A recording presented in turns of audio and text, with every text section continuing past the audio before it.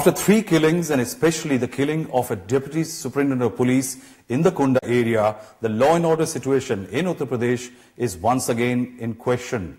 Joining me now is Akhilesh Yadav, the young Chief Minister of Uttar Pradesh, who was voted to power sometime around similar time in March last year on one promise, that you will change the law and order and the perception about the law and order in the Samajwadi Party government. आज ही का दिन था और मैं समझता हूं कि आज ही के दिन समाजवादी पार्टी को बहुमत मिला था। और जहां तक कानून व्यवस्था का सवाल है, समाजवादी पार्टी ने लगातार कोशिश की है कि कानून व्यवस्था बेहतर हो और जिन मुद्दों को जनता के बीच में रखा, चुनाव घोषणा पत्र और जनता के बीच में इस बात होगा कि भ्रष्टाचार कम होगा, कानून व्यवस्था पर नियंत्रण होगा और सरकार ने कदम भी उठाए हैं। कोई घटना उत्तर प्रदेश में हुई होगी तो समाजवादी पार्टी की सरकार में कड़ी से कड़ी कार्रवाई की है। एफआईआर दर्ज करने का मामला रहा होगा, कोई कितना बड़ा भी रहा होगा, अगर पार्टी के विधायक से भी कहीं गलती हुई है तो उस पर भी केस दर्ज हुआ है। इस बार कोई ये नहीं कह सकता कि समाजवादी पार्टी के कार्यकर्ता या समाजवादी पार्टी के नेता कहीं भी कानून व्यवस्था खराब करने में शामिल है। ये जो घटना हुई इसके लिए पूरा का पूरा सरकार दुखी है। मैं समझता हूं किसी ने भी इस घटना के बारे में और इस घटना को लेकर के कोई टिप्पणी की हो, लेकिन समाजवादियों ने ही कहा कि पूरा का पूरा इस पर ठोस काम होगा और इस बात को भी कहा कि कार्रवाई सख्ती से होगी। और मैं मौके पे भी गया, जो परिवार ने खोया सीओ, उनके परिवार से मिला, उनकी पत्नी से मिला मैं। जो उन्होंने डिमांड रखी थी सरकार से, पहली बिंदु से लेकर के आखिरी बिंदु तक, उन्होंने कहा कि सीबीआई से जांच होनी चाहिए, सरकार ने स्वीकार कर लिया। और जो भी बात उन्होंने रखी, उन सब बातों को समाजवादी पार्टी की सरकार ने स्वीकार किया। राजा भैया आज सुबह में दो वो प्रधान, एक प्रधान और प्रधान का भाई जिनकी हत्या हुई, उनके परिवार के बीच में भी गया।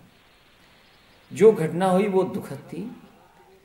प्रधान की हत्या होती है, पुलिस मौके पे जाती है और सीओ भी घटना को बढ़े ना, घटना रुके और नियंत्रण हो कानून व्यवस्था, इसलिए सीओ गए थे वहां जी। और उसी में जो घटना हुई वो सीओ की भी जान चली गई। तो पहली बात तो ये कि कोई ये आरोप नहीं लगा सकता कि उत्तर प्रदेश की पुलिस को कानून व्यवस्था बनाने के लिए या कानून व्यवस्था को ठीक रखने के लिए कोई रोकता है। यानी आपका कहने का मतलब है कि जियाउल हक जी वहां कानून व्यवस्था को ठीक करने पहुंचे थे और सही समय पर पहुंच गए थे। उसके बाद जो हुआ वो दुर्भाग्यपूर्ण। हाँ, बहुत दुर्भाग्यपूर्ण इसलिए भी हुआ कि सीओ की जान चली गई और प्रधान के एक भाई की, उसकी भी जान चली गई। तो जो सीओ की जान गई उसके लिए भी पूरा का पूरा निंदा की हम लोगों ने कि ये घटना नहीं होनी चाहिए थी।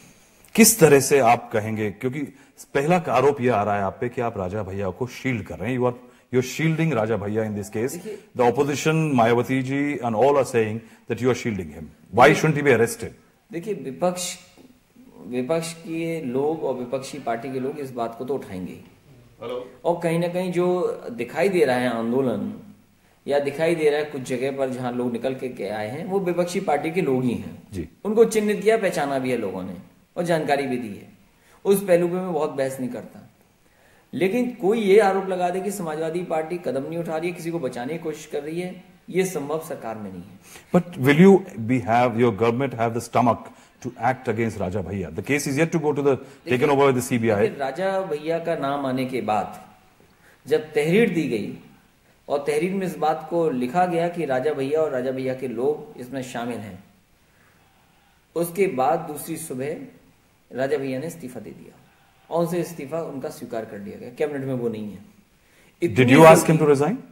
मैंने पूछा था शाम को, उनके एक साथी से मैंने कहा था कि माहौल ऐसा है कि राजा भैया को इस्तीफा दे देना चाहिए। उन्होंने उसका स्वीकार किया और सुबह उन्होंने इस्तीफा भी दे दिया। इतनी जल्दी किसी पार्टी ने कोई काम किया हो तो बता दीजिए। सरकार ने कोई ऐसा बिंदु छोड़ा हो जिसपे एक्ट न की हो सरकार। उसके उन परिवार के घर में गए हम लोग, किस माहौल खराब में गए लोग। पुलिस ने, एलआईओ ने और हमारी पार्टी के लोगों ने मना किया कि आप मत जाइए उनके घर पर, लेकिन उनकी पहली डिमांड ये थी कि मुख्यमंत्री उनके घर पर पहुंचे। तो मैं गया, उनके घर पर गया। जो सीबीआई को केस दिया है उसमें भी हम लोगों ने उन्हीं का कहना माना है। उनके परिवार के लोगों ने कहा कि सीबीआई से जांच होनी चाहिए, हमने स्वीकार किया सीबीआई से जांच। और जो सीबीआई को सहयोग चाहिए होगा सरकार की तरफ से पूरी ईमानदारी से सरकार सहयोग करेगी। The government will not try to protect Raja Bhaiya. After all, he lends crucial support to your party. देखिए, जहां तक राजा भैया का सवाल है, वो पार्टी में नहीं है, पार्टी के सदस्य नहीं है। दूसरा, जब उनका नाम आया, एक सेकंड भी नहीं लगा सरकार को स्वीकार करने का इस्तीफा। और मैं इस बात को भरोसा दिला सकता हूं केस, क्योंकि ट्रांसफर मैं समझता हूं 48 घंटे में हो गया ट्रांसफर, और हमने सरकार की तरफ से लिख करके दे दी कि सीबीआई जांच करेगी। जो सहयोग सीबीआई को चाहिए होगा जांच को, और किसी स्तर की मदद समाजवादी पार्टी की सरकार पूरी ईमानदारी से मदद करेगी।